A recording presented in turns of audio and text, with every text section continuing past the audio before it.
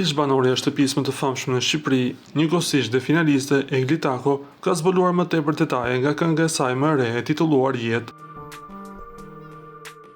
Teksa ishte e ftuar në një emision, ajo u pyet dhe mbi rolet kinematografike të cilat teksa ishte pjesë të shtëpisë të famshme, tha se do të donte të merrte pjesë në filma.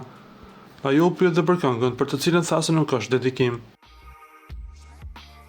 Pikë së pari, sa i përket kinematografisë, jam e hapur për të qenë pjesë e një produksioni kinematografik. Kënga nuk qëlloi rastësi.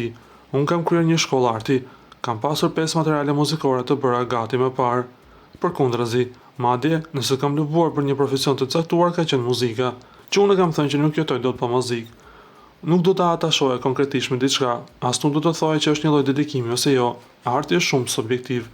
Dua që gjithsecili të gjejë veten te kjo këngë. Krijimet e mia janë pjesë e shpirtit tim, u shpreh Egli duke u përgjigjur me mjaft diplomaci, por duke mos e pranuar në asnjë moment që kënga është dedikim për Gjestin. Nga ana tjetër, Egli Rofeu po jetoj mes Tiranës dhe Prishtinës. Në fakt, më së shumti më lidh puna me Prishtinën. Muzika është dashuria ime e parë. Në këtë intervistë u zbula gjithashtu se menaxhimin e saj ka marrë një emër i njohur i showbizit shqiptar.